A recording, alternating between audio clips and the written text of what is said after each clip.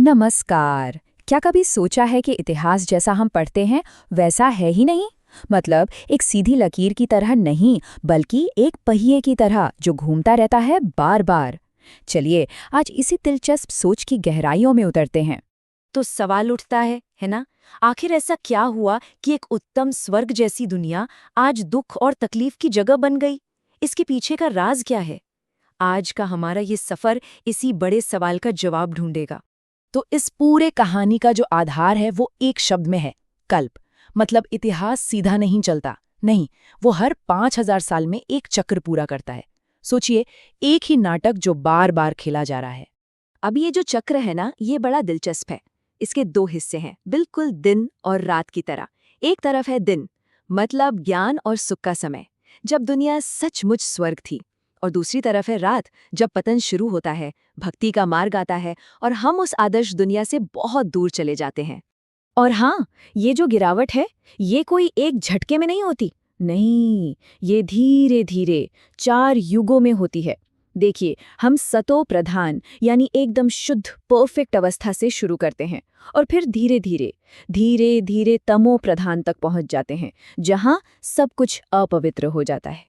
और पता है सबसे चौंकाने वाली बात क्या है? स्रोत कहता है कि वो स्वर्ग कहीं और नहीं बल्कि भारत ही था।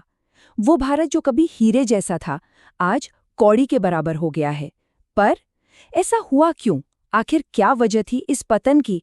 चलिए अब इसका कारण जानते हैं। अच्छा, तो अब आते हैं सबसे बड़े सवाल पर। इस भारी गिरावट के पीछे असली वजह क्या थी? चलिए अब इस पहेली के सबसे जरूरी हिस्से पर गौर करते हैं। इस पूरी गिरावट को समझने की चाबी जो है वो आत्मा को समझने में छिपी है। देखिए, ये जो स्रोत है ये कहता है कि हम ये शरीर नहीं है, हमारी असली पहचान एक अमर, एक चेतन प्रकाश बिंदु है, बिल्कुल एक सितारे की तरह, जो इस शरीर रूपी गाड़ी को चला रहा है। जरा कल्पना कीजिए, सतयुग में यानी गोल्डन एज में हर कोई इस सच को जानता था। सब अपने आप को पहले आत्मा समझते थे, शरीर बाद में। इसी अवस्था को आत्म अभिमानी कहा गया है। लेकिन फिर एक भूल हो गई, एक बहुत छोटी सी लेकिन बहुत बड़ी भूल। हम अपनी असली पहचान कि हम आत्मा हैं, ये भूल गए और इस शरीर को ही सब कुछ मान बैठे। और बस यहीं से देह अभिमानी बनने का और नीचे गिरने का सिलसिला शुरू हो गया। और ये जो लाइन है ना, ये इस पूरी बात का सार है। देखिए क्या कहा गया है, गिरने का कारण भी कोई बड़ा नहीं है, जरा सी भूल है। जब बॉडी कॉन्शियस हो, परमात्मा को भूलते हैं तो गिरते हैं। मतलब सारी समस्या की जड़ बस इतनी सी है, खुद को शरीर समझना। और उस एक छोटी सी भूल के नतीजे वो बहुत भयानक थे, जैसा कि यहाँ देख सकते हैं। आत्मा पर मैल की परतें चढ़ने लगी, जिसे खाद कहा गया है। हमारे कर्म विकर्म यानी पाप बन गए और देखते ही देखते राम राज्य की दुनिया रावण राज्य में बदल गई। दुख और पीड़ा का दौर शुरू हो गया। लेकिन कहानी यहाँ खत्म नहीं होती, क्योंकि जब रात सबसे गहरी होती है तभी सुबह होती है ना? तो जब ये पतन बिल्कुल अपने अंत पर पहुंच जाता है, तब एक बहुत बड़ा मोड़ आता है। स्रोत बताता है कि ठीक इसी संगम पर जब कलयुग का अंत होता है, तब स्वयं परमपिता परमात्मा इस धरती पर आते हैं। वो इस गिरावट के चक्र को रोकने और हमें सही रास्ता दिखाने के लिए आते हैं। और उनका मकसद हमें सजा देना नहीं, बिल्कुल नहीं। उनका मकसद है हमें सिखाना।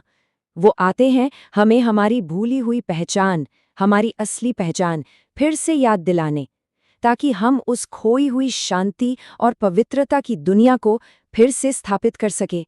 और वो जो एक मुख्य डायरेक्शन देते हैं वो इस एक शब्द में है, मन मना भाव।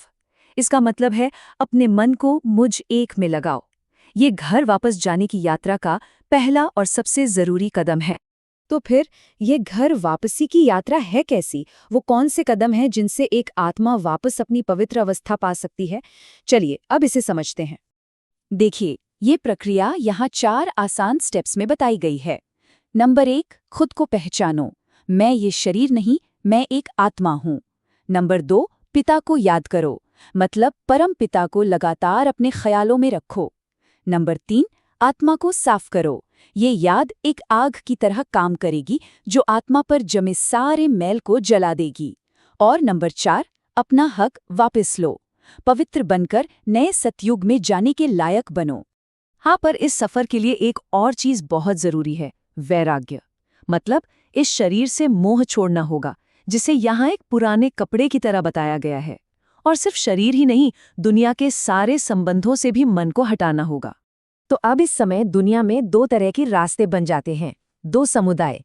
एक है दैवी संप्रदाय, जो भगवान की डायरेक्शन पर चलता है, आत्माभिमानी बनता है और ऊपर उठता है।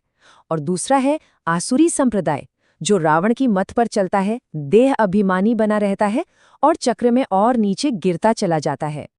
तो आखिर में ये सारी बातें हमें एक बहुत गहरे सवाल पर लाकर छोड़ देती हैं। अगर इतिहास वाकई में याद करने और भूलने का ही एक चक्र है, तो ये हमारी अपनी चेतना, हमारी कॉन्शियसनेस की प्रकृति के बारे में हमें क्या बताता है? इस पर जरूर सोचिएगा। ओम शांति।